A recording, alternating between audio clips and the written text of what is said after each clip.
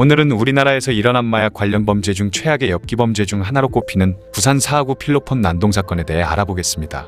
특히 이 사건은 죄 없는 아이들이 무참하게 살해당했다는 점 때문에 소식을 접한 사람들을 더욱 안타깝게 만들었죠.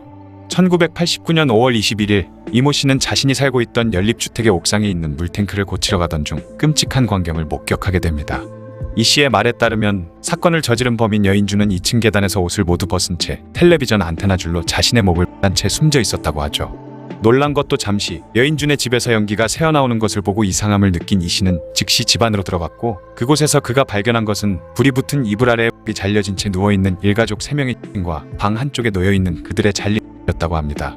글로만 전해 들어도 이토록 끔찍한데 당시 사건 현장을 발견한 이 씨가 받았을 충격은 상상을 초월할 정도였을 것 같네요. 사건을 저지른 여인주는 그전부터 마약에 빠져 자주 문제를 일으키며 이미 전과 팔범의 기록이 있는 사람이었으며 폭력 혐의로 8개월간이나 교도소에 수감돼 있다가 출소한 지 2달이 채 안 돼서 또다시 이런 끔찍한 사건을 저질렀죠.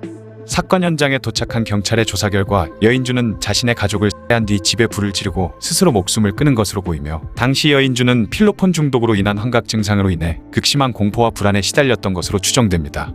아무리 악마 같은 인간이라도 맨정신에 이런 끔찍한 일을 자신의 가족을 상대로 저지르지는 않았을 거라 믿고 싶네요.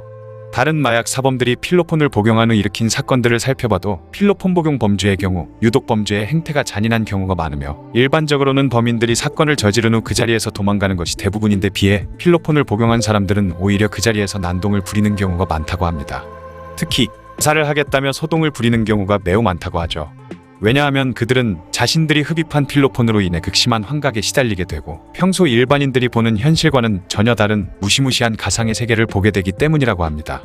여인준 또한 그런 환각 속에서 자신의 부인과 아들들을 끔찍한 괴물로 오해하고 살해했을 가능성이 큰 것으로 보이죠. 사건 당시 여인준은 범행 도구인 식칼을 사용해서 두 아이들의 눈을 찌른 후 자신의 아내와 아이들의 몸을 마구 뒤 그들의 목을 자르는 차마 눈뜨고 볼 수 없는 범행을 저질렀습니다.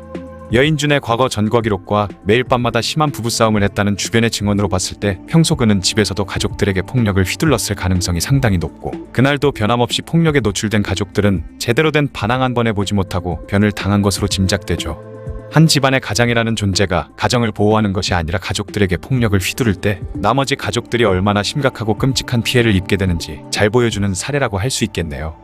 물론 국과수 부검 결과 이 같은 행위가 이루어진 것으로 추정되긴 하지만 그마저도 확실한 것은 아니라고 합니다. 그저 추측일 따름이죠. 이 사건이 그 유래를 찾아볼 수 없을 만큼 끔찍하고 충격적인 사건임에도 큰 관심을 받지 못하고 사람들의 기억 속에서 잊혀져간 이유는 아마도 범인이 범행을 저지른 후 바로 자살을 했기 때문인 것 같습니다. 처벌을 받아야 할 피의자가 자살을 해버렸기 때문에 공소권 없음으로 수사가 종결돼 버린 것이죠.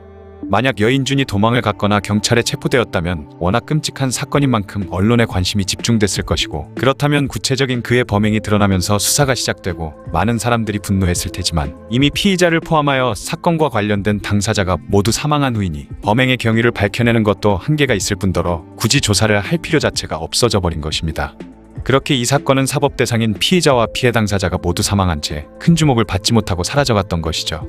사건 당시 8살과 6살에 불과한 여인준의 아이들은 아무것도 모른 채 자신들을 낳아준 아버지란 존재에게 살해당했으니 이보다 더 비참하고 끔찍한 죽음이 또 어디 있을까요?